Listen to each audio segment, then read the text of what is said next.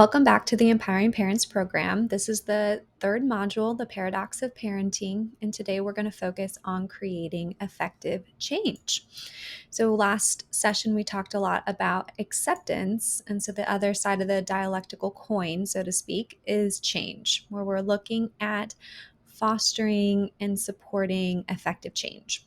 So, oftentimes, with a person with emotion dysregulation, their behaviors can be confusing, and we can be left with questions like, why do they continue to do this, even when there are certain outcomes that are, are negative and that impact their life in such a negative way and really kind of hurt themselves? And so, we're going to kind of break down what behavior is and then talk about some just behavioral principles. Behavior means, in kind of global sense, any action. And for your young person with emotion dysregulation, this could mean, although you might experience other behaviors that you're working on, suicide, self-harm, disordered eating, lashing out, like yelling, screaming, throwing things, substance use, lying, sneaking out of the house, isolating, withdrawing, impulsive money spending, engaging in sexual behaviors, speeding, cheating, etc. So kind of you have to pinpoint what are the behaviors, the actual behaviors, not those judgments like they're lazy. We want to really pinpoint what the action is or the inaction is. I want to just kind of start this video off by saying all behaviors make sense in some way. Otherwise, they would not happen.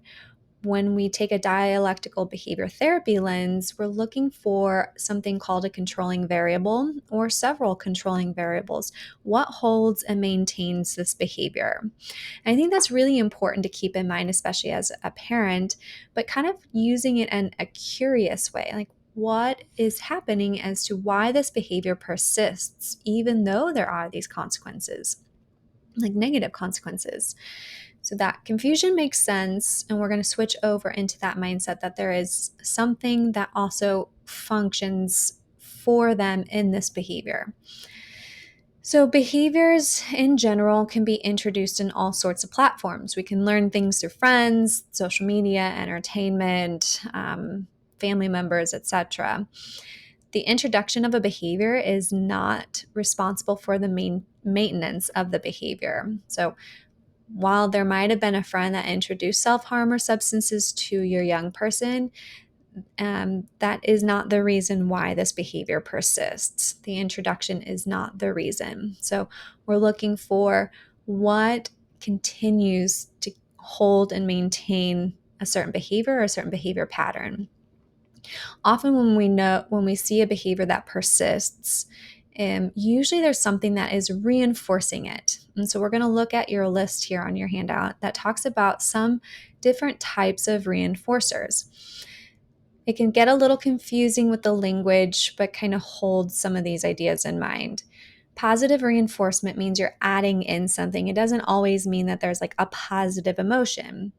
So when you're receiving something pleasurable or rewarding, you get an A on the test and you feel like those good feelings in your body, or the A on the test is a positive reward, can reinforce the study habits that happened prior to the test. If you spend money and you get, like some Kohl's cash or some Macy's money, that's a positive reinforcement to keep kind of spending money at the store. It gives you something for the behavior that you engaged in. It's a positive outcome. It's being given to you. Negative reinforcement also maintains behaviors, but it's not a negative. It means that something stressful or something painful is being removed. So we're removing something painful and distressing. This is actually our strongest reinforcer. If we feel relief from something, we are much more likely to continue to turn to that something in the future. That's super important to keep in mind because this is usually the reinforcer that's responsible for holding these behaviors that appear really dysfunctional. For example, in just our common day life, if you have a headache and you take a Tylenol and it relieves your pain, you're more likely to reach for that Tylenol in the future because it's been pain relieving. If you've got, the seatbelt in the car that dings at you and you plug it in because it's dinging at you and you get to get rid of that noise that's bothering you, you're going to be more likely to put that seatbelt on in the future because we don't want to hear that sound. So it relieves us of the irritation. If you leave for work early and you don't have to sit in traffic for an hour, you're more likely to engage in that same behavior. You're going to be more likely to leave for work early in the future. So it's going to strengthen behaviors. And that's really important when we're looking at behavior changes. There are times that we want to strengthen and there are times that we want to extinguish behaviors. So we want to look at what are the things that we're trying to encourage and what are we trying to discourage. So, most likely, those behaviors that seem kind of senseless typically have some type of negative reinforcer. Self harm, substance use, disordered eating, suicide, lashing out, they often provide a temporary relief. Even if there are still negative outcomes afterwards, there can be that moment of reprieve, and that is really important to notice because that can be the thing that's really holding this behavior. So again, it can be really confusing to everybody because you can see kind of the damage and the impact on their life. And yet, when you really kind of zoom in, if they're feeling that relief at that point, then that's going to make sense as to why they continue to engage in that behavior. All right, so let's work on what intermittent reinforcement means. Intermittent reinforcement means that something that you receive every now and then is a positive reinforcer. So it may not be that I get the reward, like the positive reinforcer or the negative reinforcement every time, but every now and then actually holds a behavior stronger. So if you're regularly enough getting this reinforcement, you are going to actually strengthen that behavior pretty significantly. This is why gambling is such an addiction, because we all know that you don't win every single time that you play. You don't win every hand, but every now and then you do. And that intermittent reinforcement is really powerful. In addition, if you provide negative reinforcement, especially at an escalated moment, like you kind of cave at the highest peak of distress, you're reinforcing that escalated behavior. And that can really strengthen the behaviors that you don't want to see. The last one is called shaping, and shaping is a lens that we use to look at the smaller behaviors and provide reinforcement along the way to help someone move towards bigger change. And I'm going to get to that in a little bit, but I wanted to introduce the idea of positive and negative reinforcement, intermittent reinforcement, and what shaping is. All right, so let's look at some examples from like a toddler because they're a little bit simpler behaviors to understand, and then we'll kind of move it into toddlers. So with a toddler, at one point, one of my kids didn't just fought me right and left to get into their car seat. It was always a battle. The behavior that he had quickly escalated to like kicking and screaming when it was time to get into the car seat. If I caved and allowed him to get out of his car seats, like kind of intermittently, I'm actually strengthening those resistant behaviors. And so what happens is that they learn to go to that like escalated resistant behavior first and faster. And that's what makes it so challenging. And we want to look at like staying the course consistently on our side so that we're not engaging in that intermittent reinforcement. But also what happens is since it is a learned behavior, it can appear to be manipulative. However, when we look at it in terms of learning and what our brains do, our brains are very efficient, and it says, I'm going to work to get us the relief that we want, and I'm going to get there the fastest way possible. And you know what helped last time? That escalated behavior. So it's not a prefrontal cortex kind of thing, it's what we've learned over time. So let's look at some examples in terms of like teenagers and young adults. There's a few ways that we can see this showing up. Sometimes as parents and as family members, we only respond in crisis and we kind of ignore the problem until it's at a crisis level. Another example is that we increase our warmth only during the peak of crises. Another one is we remove the stressful situations or solve their problems for them during the crisis. Or we often cave with our limits during that peak of a crisis. So, if either of these are showing up, what that means is we can unintentionally reinforce crisis behaviors. So, we're taking what we just learned about what strengthens behaviors, and we're kind of flipping it. Are there ways to which we unintentionally reinforce or strengthen behaviors that we see, like those dysregulated behaviors, that we can say, okay, this is my role in it. I'm not necessarily the cause to all of this, and I do play a role in it. I know when you're parenting someone, especially with emotion dysregulation, it can kind of feel like it's a field of landmines. It's really hard and it's challenging to see how do we reinforce, and are we reinforcing kind of are we reinforcing the effective behaviors, or are we finding ourselves kind of trapped in reinforcing the ineffective ones? And trust me, that is a really difficult place, and that's usually why I'd recommend really working with a therapist who understands what these behaviors are about and how to implement some of these behavioral principles. So let's follow along on the worksheet and take a moment to reflect after each of these situations to which you might be engaging in these at home. But the scenario we're going to start with is that the young person is trying to talk to their parent about problems they're having at work. The parent doesn't really think much of the situation, as a lot of people have issues at work. And the parent responds with, well, that's just how it goes with some bosses, and ends the conversation. So if we take that one example, only respond in crisis by ignoring until there's a problem, what this can look like is that same scenario, and then the kid self-harms, which then elicits the parent to respond by asking more questions about the stress that they were feeling and asking and engaging in problem solving strategies. So basically, they shut down the conversation, didn't really engage with it, and then went back to it after they learned about the self harm. So, what we're doing is we're saying, I'm really only going to respond to you after this behavior. So, it really strengthens the self harm as a way to get their needs met.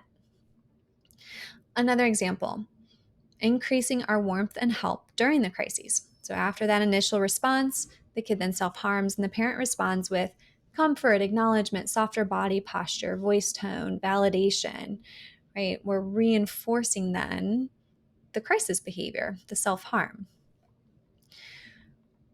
The other option, removing stressful situations or solving their problems for them during crisis. So after that initial response, the kid self-harms and the parent responds with calling the boss and asking them to change the rules, or helping their kid quit and resign from the position, and then helping them find a new job, giving them relief from the situation, but only after the self-harm, right? The timing is important. And just like I'm saying with timing on that one, timing during this next example is key. If we cave during the peak of the crisis, this one is really important about timing. If you respond during the peak of hopelessness or immediately after the self-harm behavior with solutions or warmth, then what happens is that we directly reinforce the escalated behavior. In dialectical behavior therapy, when they're in comprehensive program, we have coaching call access. This is why we have a 24-hour policy with a lot of the folks in it, is because we don't want to reinforce that behavior. We say we are very available before you engage in these behaviors. I'm willing to work with you on all the skills and strategies that you need. However, if you engage in these behaviors after that, you cannot use this coaching and this support for 24 hours. So I want you to kind of reflect back with your young person and with any crisis behaviors that you've experienced at home and in relation with them. I want you to think, kind of reflect, did you unintentionally reinforce any of these behaviors by providing extra comfort, removing stress, like removing chores and homework and stressful events while they were in crisis, or caving during kind of the peak crisis moments? I want you to jot those down.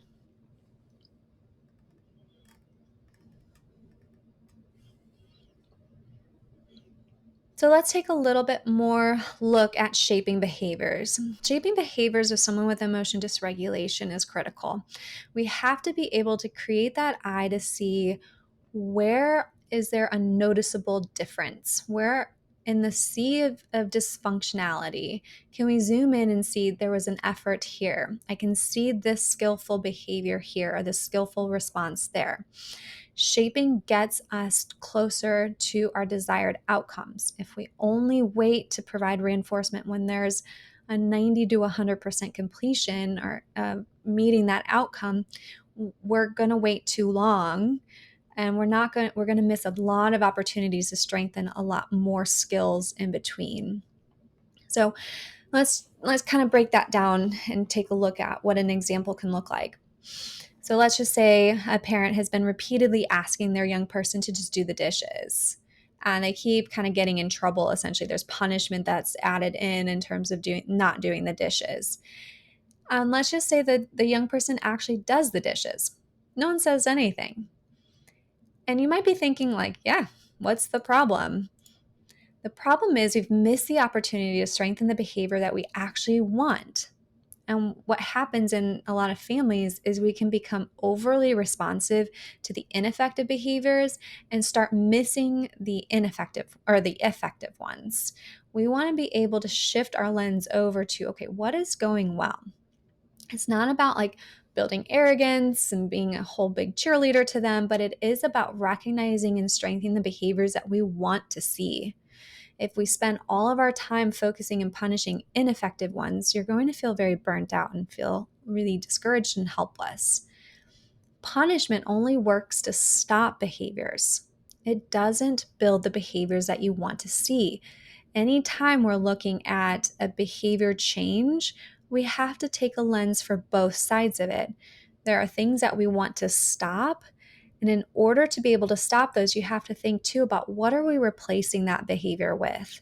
And how do you really work to building reinforcement up and shaping the behaviors that you see that encourage the change, the behaviors that you want to increase?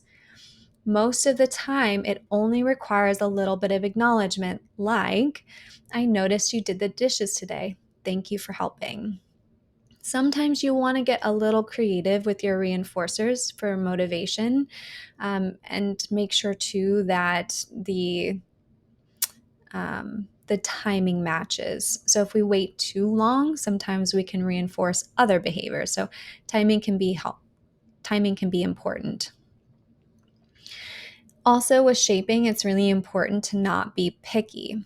We don't want to be kind of all or nothing in it.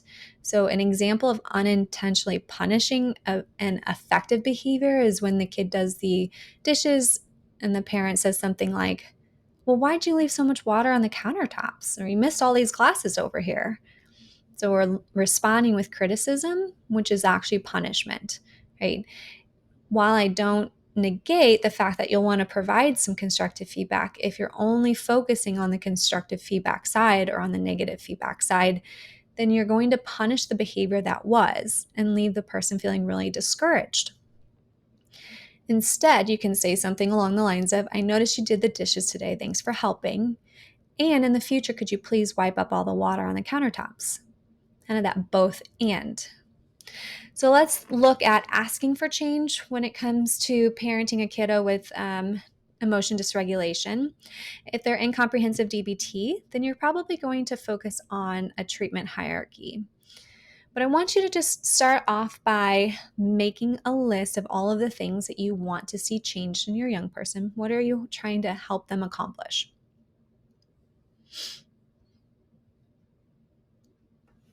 What we have in DBT is a specific list of target behaviors that we prioritize in terms of life threatening. So any life threatening goals come first and foremost. We're always going to work to keep those figured out. The second is any therapy interfering behaviors. So this may or may not apply to your young person if they are not in comprehensive DBT, but are they engaging in the treatment fully? And then we're going to work on quality of life interfering behaviors. And that's like your mood disorder, it's legal issues, financial, relational, occupational, educational, substance use, etc. And so what we can see is that parents see kind of all the behaviors mapped out, and it gets really overwhelming. And you can see maybe moving from one behavior to the other and kind of trying to target too many behaviors all at one time. So I want to just start by saying, totally makes sense. There's a lot of ineffectiveness sometimes, and it can be very overwhelming. But I want to kind of pull in that age old saying of remember to choose your battles. And that really applies here. How do we prioritize what you're asking them to change so that we can really make and create effective change that holds over time? So, just to kind of point out, if you've got a kid, whatever age, that is having hard times with schoolwork, but is also very actively suicidal, what is the point of really harping on behavior change surrounding homework when they're very suicidal and frequently suicidal? We probably want the suicidality to be the primary target of change at home and over the homework completion. So you make your list, and I want you to think about how do you start prioritizing that homework, and especially in line with their treatment goals. If you're working with their individual therapist, how does this match what they're working on? And I want you to kind of reflect for a moment. What ways have you responded, especially have you unintentionally reinforced the ineffective behavior that goes in line with the goal that I want them to work on? Maybe, for example, you want your young person to stop leaving school early, and when they do come home, you leave work and you comfort them and you make life a little bit easier for them. Kind of reflect on that. The next step is taking your goal and seeing what's the effective behavior you want to see instead of what the ineffective one is. So on one side of the coin, I want to see a decrease in this behavior. And on the other side, I want to see an increase of this behavior. And then start brainstorming. What can you do to provide reinforcement to the effective behavior? What are some of all the things and all the steps that are involved here? So I'm kind of taking that first and third step together, ways to increase the effective behavior by positive reinforcement or negative reinforcement, and the smaller behaviors you can shape along the way. So when you're parenting and you're asking for change, I want to pull in those middle path principles that we've worked on before. I don't want to lose sight of those because those really impact the way that we communicate change at home with our young person. So I want you to think for a moment, when I'm asking for this change that you've identified, where do I fall in terms of this middle path idea? Do I find myself asking for the moon and I'm really on a very strict side of it? Maybe you think about what would that too strict side look like with this behavior change? And on the flip side, what does too loose look like with this behavior change? And have I fallen into that category with it? And then trying to find out, okay, what is that middle path when I'm asking for change regarding this behavior specifically? How do I balance that strictness and looseness and really build in some flexibility with shaping? The other middle path principle we're going to apply here too is how do I force independence and kind of detach myself in big ways or abrupt ways from this behavior change? And how do I foster dependence with this, where I take on maybe too much responsibility and I intervene before they even have to? Have I been doing either one of these, fostering dependence or forcing independence when it comes to this behavior change? And what does that middle path look like where I really become the coach in it, where I step down most of the interventions unless you feel like it's appropriate and the therapist agrees? How do we start to give that like greater amounts of responsibility to support independence with that specific behavior change? And so that's the work of the week, is to look at how do you start implementing the behavioral principles and match them with any of your behavioral patterns to help you really walk the middle path. Best of luck.